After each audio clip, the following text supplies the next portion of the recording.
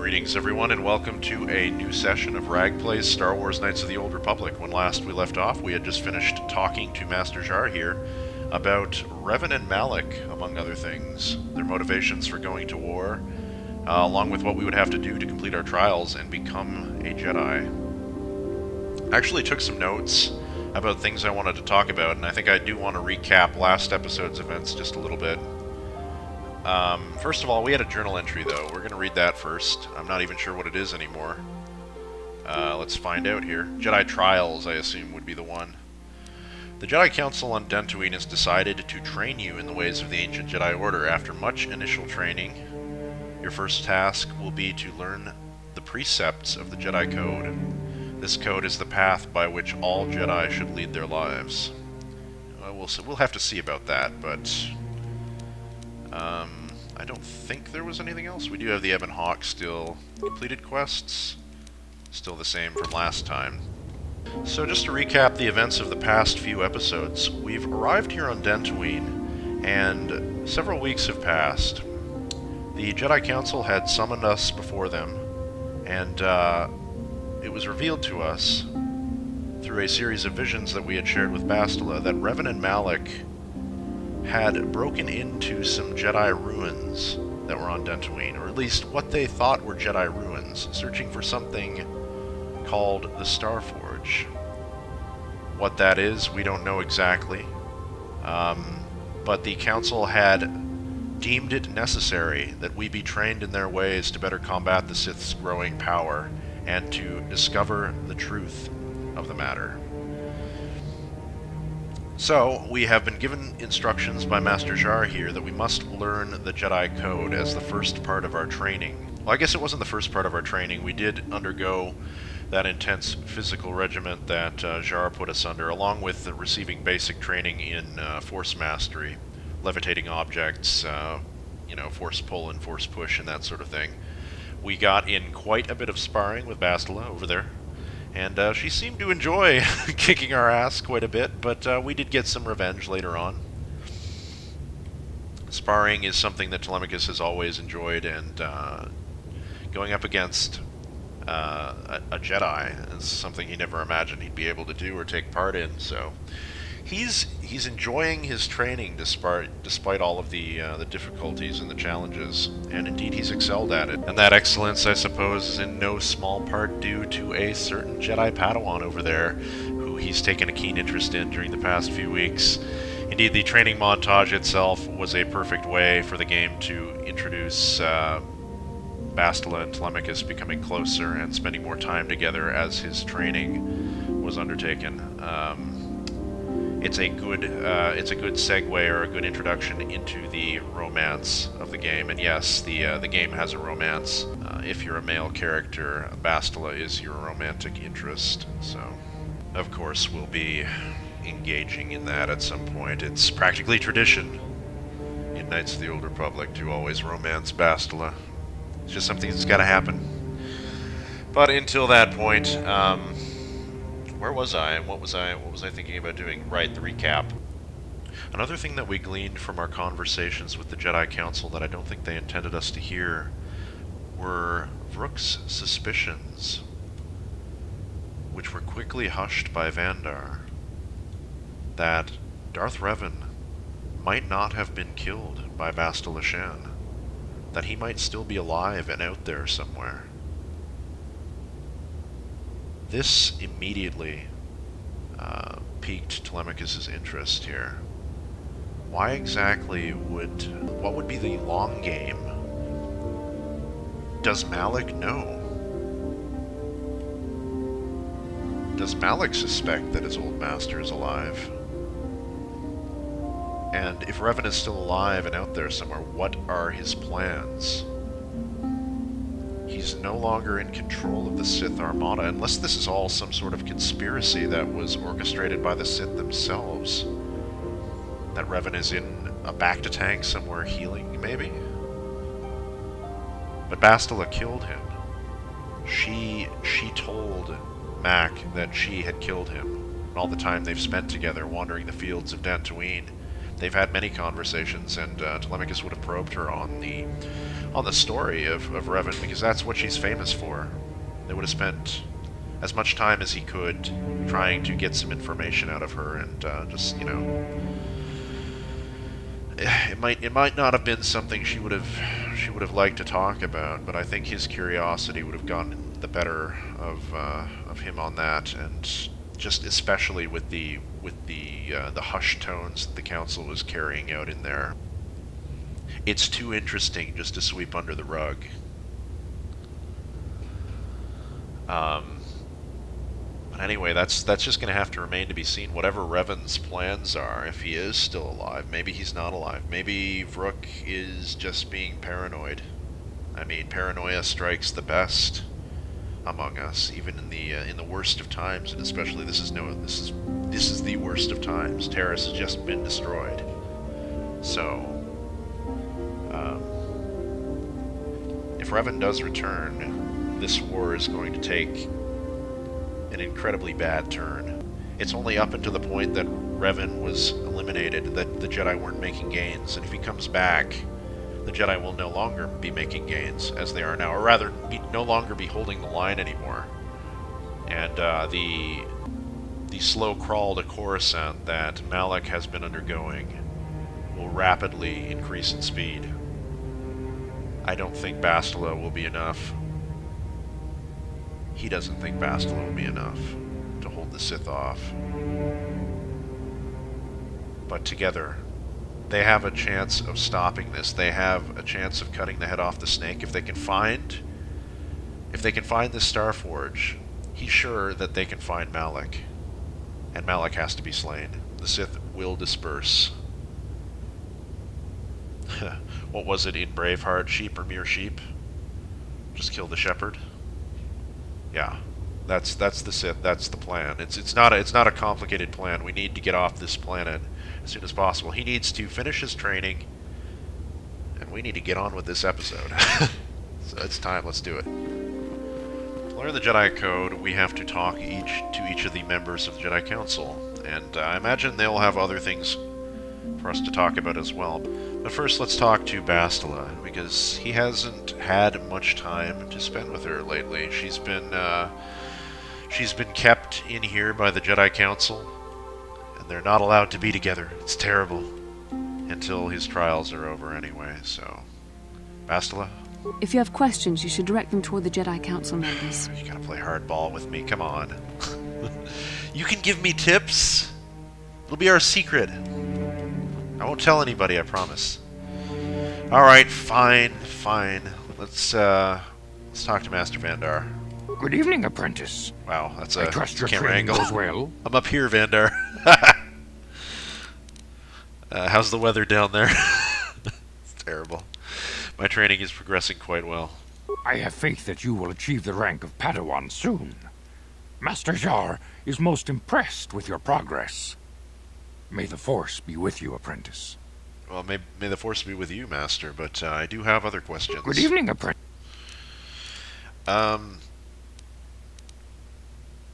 I seek knowledge of the Jedi Code.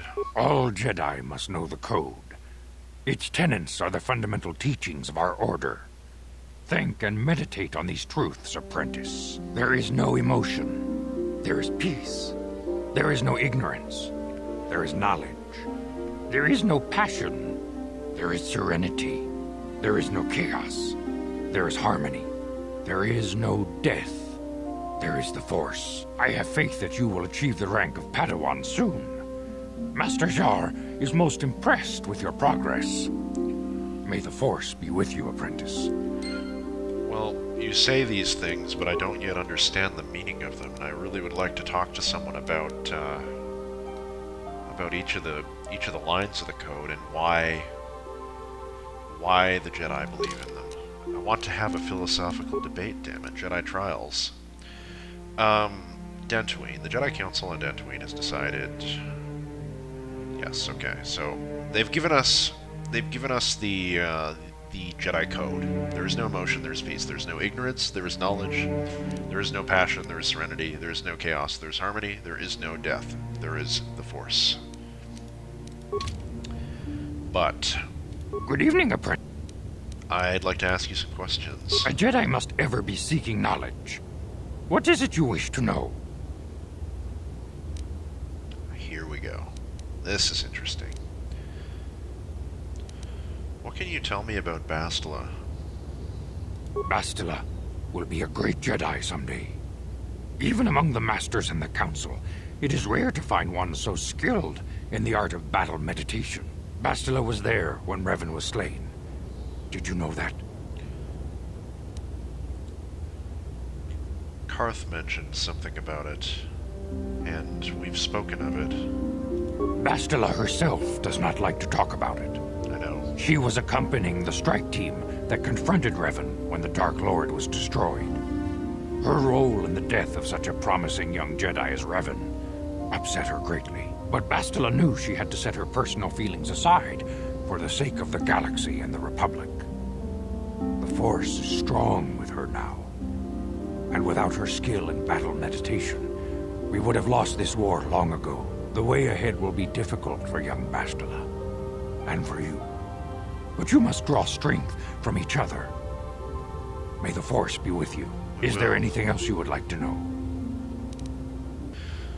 So as Vandar recounted that story of Revan and the part Bastila played in it, and an intense sadness gripped his heart.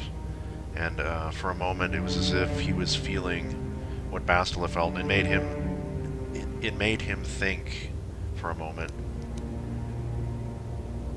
And I suppose he never before realized how hard it must have been on Bastila to have had to kill one of her own while she was so young. She had been practically raised in a time of war, and she's seen terrible things, and she's had to do terrible things. And the implication that Vandar seems to be making is that Revan and Bastila must have known each other to some degree, and it affected her deeply when she had to kill him. He feels really sad for Bastila right now. He had never thought about that, and if he's ever going to talk to her again about Revan's death, he's going to have to choose the time and the place very carefully, because he just wasn't thinking. But for now, Master Vandar is willing to give us some answers, and we are going to ask him about Revan and Malak. I knew Revan as a promising young pupil. Revan was strong in the Force, but also headstrong and proud. Such traits are not unusual in a Padawan. Perhaps that was why I did not see the true extent of the danger. Many of the young Jedi admired Revan, including Malak. When Revan set off to challenge the Mandalorians, Malak was the first to join the cause. And when Revan fell to the dark side, it was inevitable Malak would fall as well.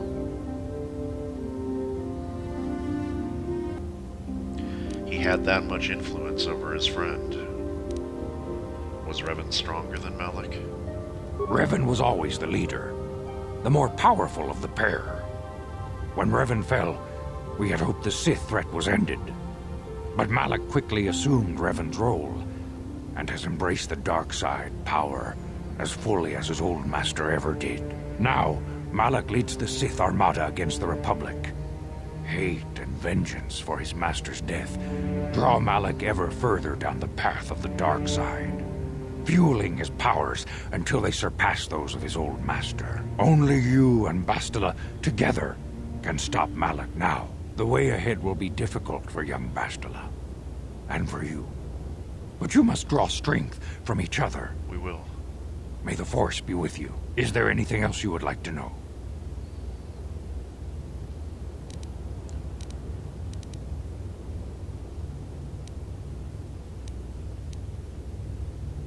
Master Vrook doesn't seem to like me very much. Have I offended him in some way? Master Vrook may seem harsh and critical, but he understands the dangers that lie in your path. He wants you and Bastila to be fully prepared when you finally face Lord Malak. The way ahead will be difficult for young Bastila, and for you. But you must draw strength from each other.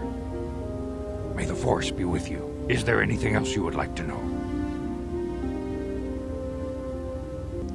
I must be going now. Very well. May the Force be with you. Thank you, Master Vandar. Master Rook? I see you insist on wandering the halls of our enclave when you should be busy studying your lessons. My training is going well. It appears that soon you will achieve the rank of Padawan.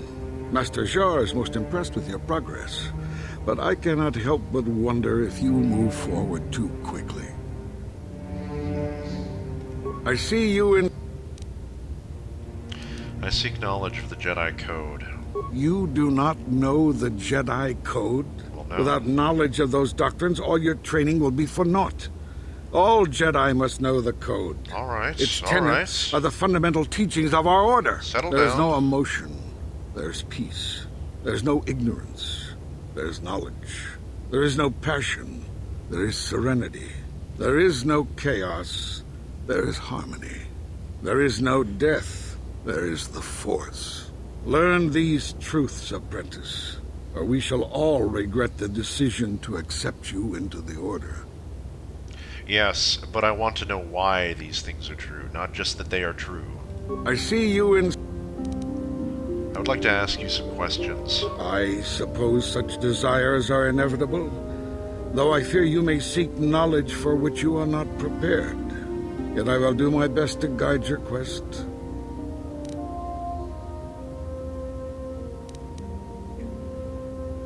What can you tell me about Bastila? Bastila, the young Jedi holds great promise and great danger. She can do much for both the Republic and the Council. Without her skill in battle meditation, the Sith Armada would have conquered the galaxy long ago. But despite her command of the Force, Bastila is still young. She's a Jedi, but she has not attained the rank of Master. The Council would do well to remember this before we lay the fate of the galaxy on her slender shoulders. You would do well to focus more closely on your lessons. The Force is strong with you, but you need training and guidance in the ways of the Jedi, lest you suffer a fate similar to that of Revan. Is there anything you can tell me about Revan and Malak while we're on the subject? Revan was once a promising Padawan, but ever eager to learn more about the Force. Revan sought knowledge of ancient Sith magics, foolishly ignoring the dangerous lure of the dark side. When the Mandalorian invasion came, Revan seized the opportunity it presented. Many Jedi flocked to the Outer Rim to follow the charismatic young knight, and many fell under the sway of the dark side. What happened on the Outer Rim to corrupt Revan? I do not believe Revan and Malak were corrupted on the Outer Rim. They had begun their journey down the dark path long before the Mandalorian threat appeared. Here on Dantooine, they discovered a sinister cave, a place where the strength of the dark side overwhelms the light. Perhaps this discovery was what first corrupted them. Or perhaps they sought the cave out because they were already corrupted. Whatever the explanation, the Order was unable to turn them back to the light. Had the Council taken more decisive action in this matter, perhaps Revan and Malak could have been stopped. But in this we failed. You would do well to focus more closely on your lessons. The Force is strong with you, but you need training and guidance in the ways of the Jedi, lest you suffer a fate similar to that of Revan. You often seem angry with me, Master Rook. Have I displeased you? If you find me overly critical, perhaps it is because you do not fully understand what is at stake. For 15,000 years, the Republic has brought peace and stability to the galaxy. Now the Republic may be destroyed because we, the Jedi, have failed them. Revan and Malak were paragons of the ideals the Order seeks to uphold. Yet they succumbed to the temptations of the dark side. When Revan fell, Malak took up the mantle of Dark Lord of the Sith. Should Malak be stopped, what is to stop another Jedi from taking his place? This is the burden we Masters must carry. Only through strict training and relentless lessons can we prevent the Dark Master from being reborn. That is why the Order can brook no failure in our apprentices and pupils. That is why I can accept nothing but perfection. perfection from you. You would do well to focus more closely on your lessons.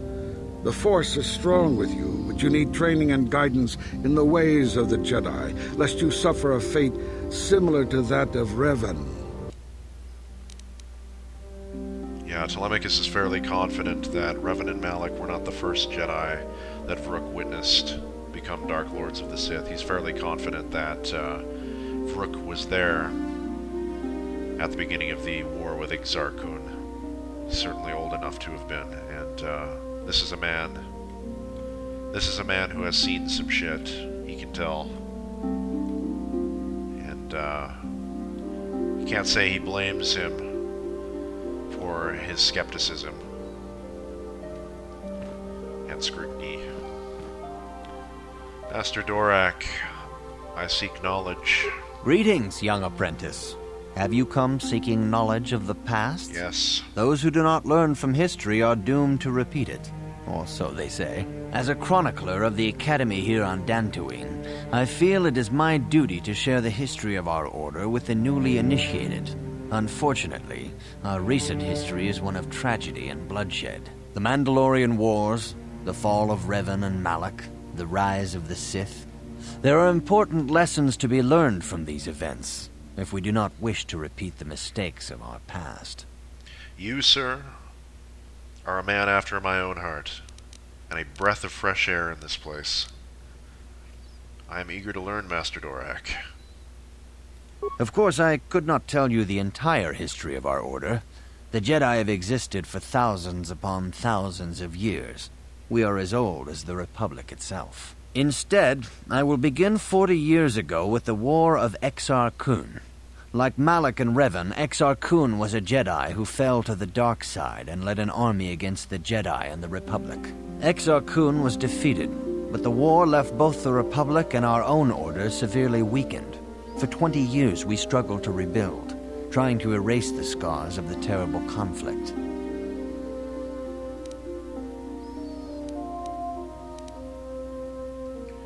What does this have to do with Malak and Revan?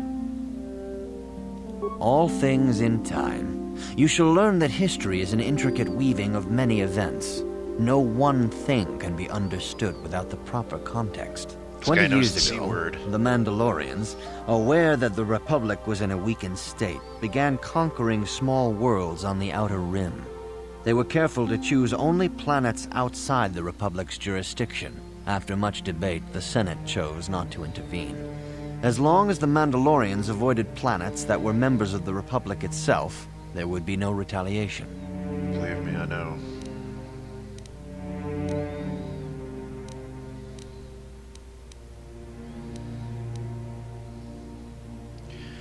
But we ended up in a war anyway. The Mandalorians stockpiled resources from their conquered worlds, preparing for a massive assault.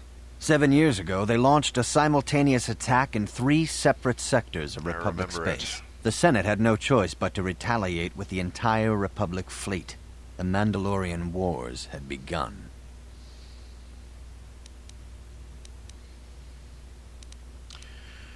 And the Jedi?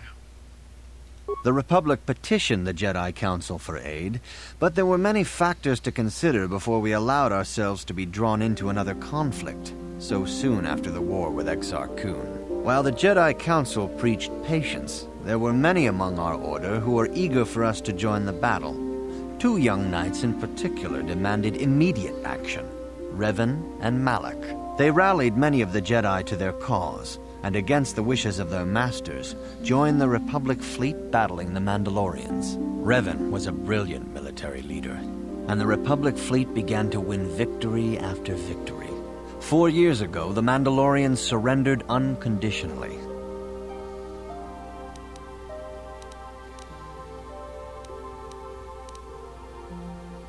So Revan did the right thing in this case.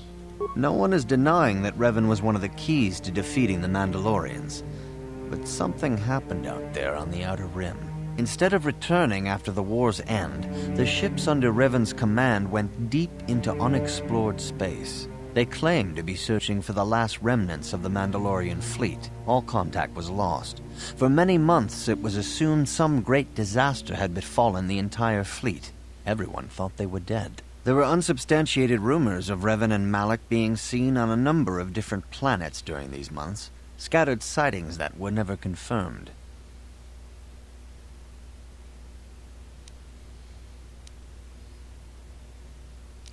What happened next? 3 years ago, Revan and Malak returned at the head of a massive invasion fleet. Revan had assumed the title of Sith Lord. The hero had become a conqueror. Where did Revan get the ships for his Sith fleet? Some of the ships in the Sith fleet are those that were under Revan's command during the Mandalorian Wars, but many more are of an alien design we've never seen before. The source of this massive fleet is one of the many things about the Sith we cannot explain. It seems impossible to have created it in such a short time, yet we cannot deny its existence. The source of the Sith soldiers is unfortunately much easier to understand. Initially, the bulk of the force were former Republic soldiers who had served under Revan. With each conquest, thousands more flocked to join the invaders, swelling their numbers.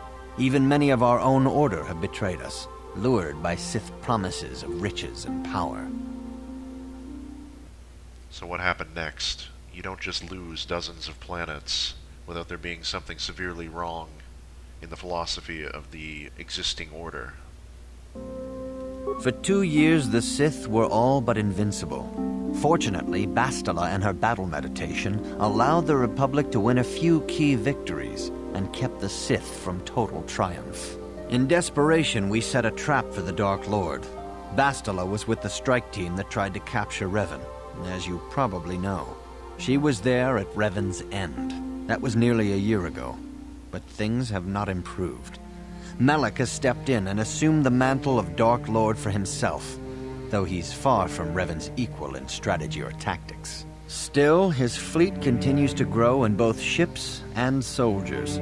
If we do not find some way to stop the Sith soon, Malak will overwhelm us with sheer numbers. Why is their philosophy so attractive that it's drawing such numbers? What can I learn from Revan's history? Revan's tale shows us how even the greatest of Jedi can fall to the dark side. You must always be on guard against the evil that dwells within you. Think hard upon this lesson.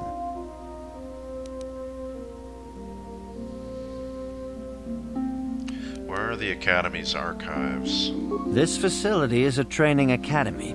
The archives here are restricted to those who have attained the rank of Master. We must protect over-eager Padawans from being exposed to dangerous knowledge. The pursuit of knowledge is a noble goal, but there are some things that require the wisdom of a master to truly understand. You should ponder the history of Revan. It contains many lessons you may need if we hope to defeat Malak and the Sith.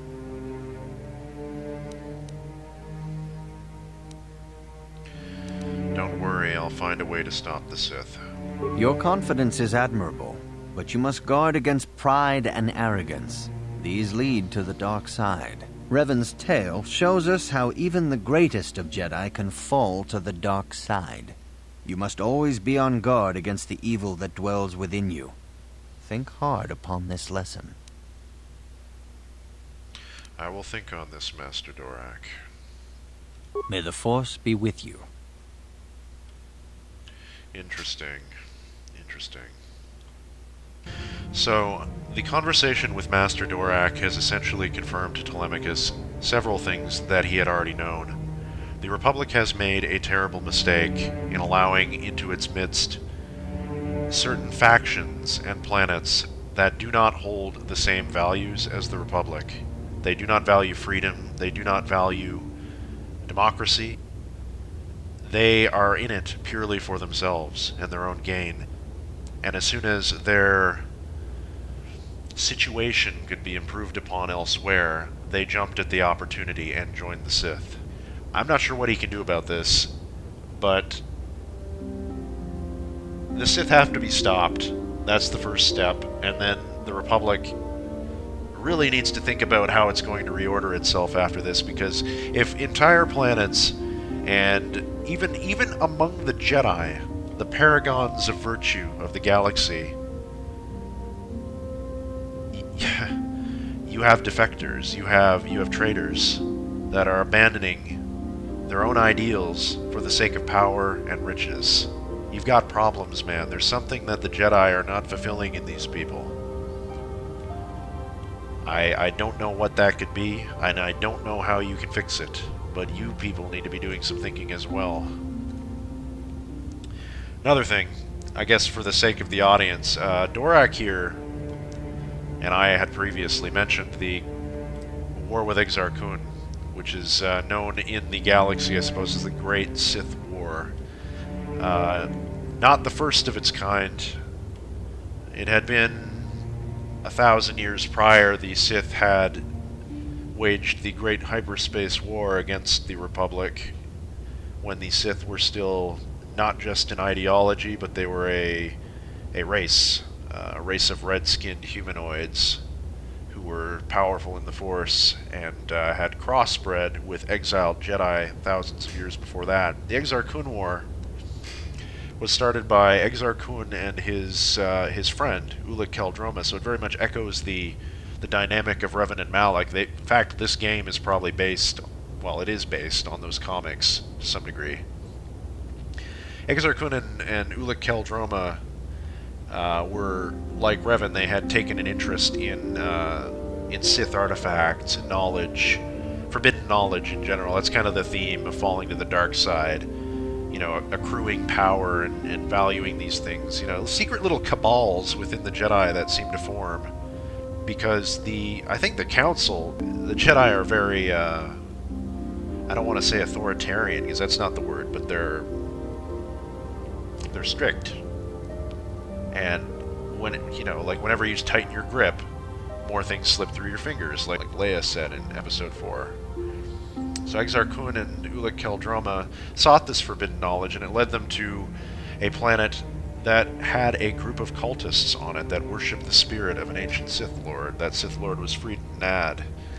And eventually, with the aid of these cultists, they found out where his tomb was. They went to the tomb and they found his spirit, and his spirit directed them to the graveyard world of the Sith, which was Korriban.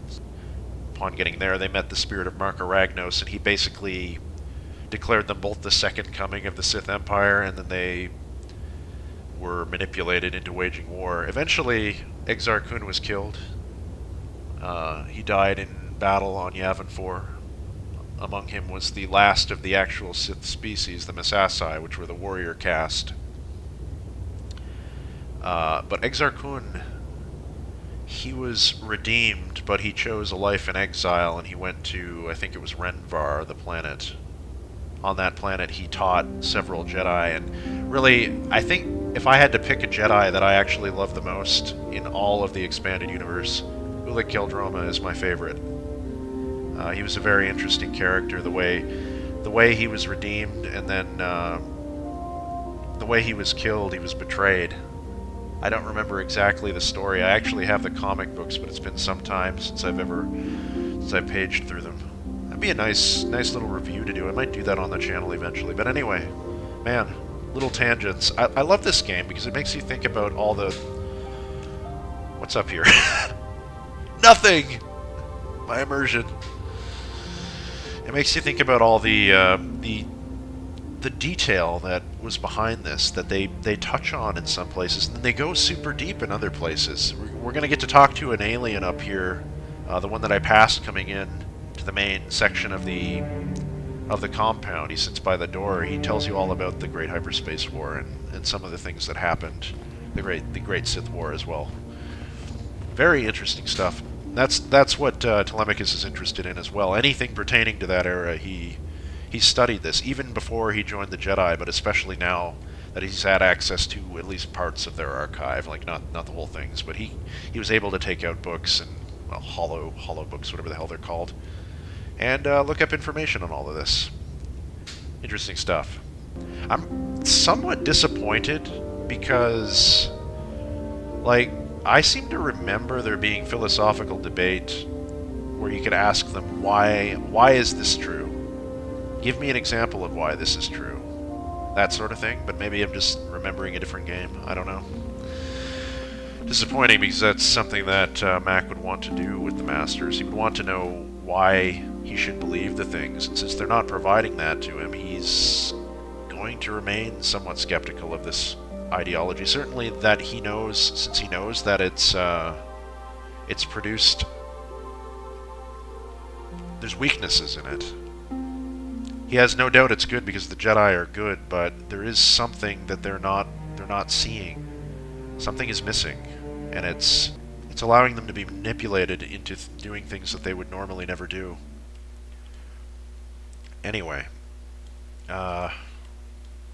let's talk to, maybe these guys will tell us about it. Yes, Apprentice, what is it you require? Ha! You actually talk about all this.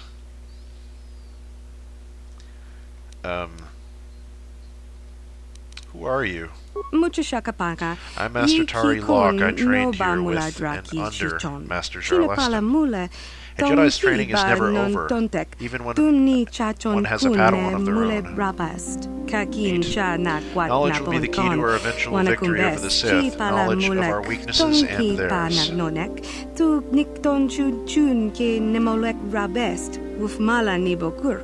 Knowing yourself is the key to any great battle.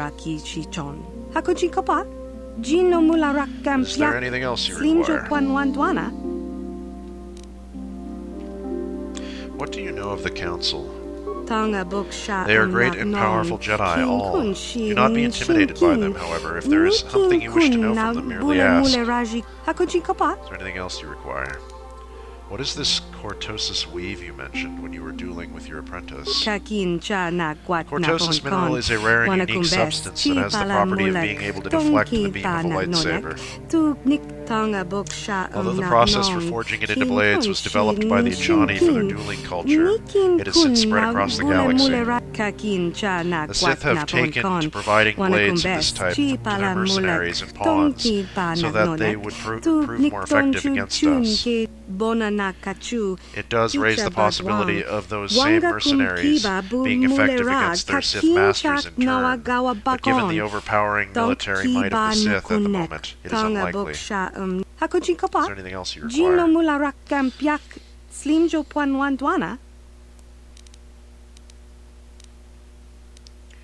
I wish to know about the Jedi Code. There is much to learn of the Jedi Code, and much subtlety in what is there. You do well to learn from the example of my student Yarum. There is no ignorance, there is knowledge. Know this, and you can never fail. The rest of the code, I suggest you ask some of the other Jedi here. Know your peers as well. Is there anything else you require? I must go now, thank you. As you will. Neat, and you, sir? Yeah, same deal. Well, anyway, folks, I think that's going to do it for this episode. A very talky episode, but it had to be done. Next episode will be, we'll take the first trial and recite the Jedi Code to Master Jar. And then he should let us out of the Enclave for some fun. I will see you then.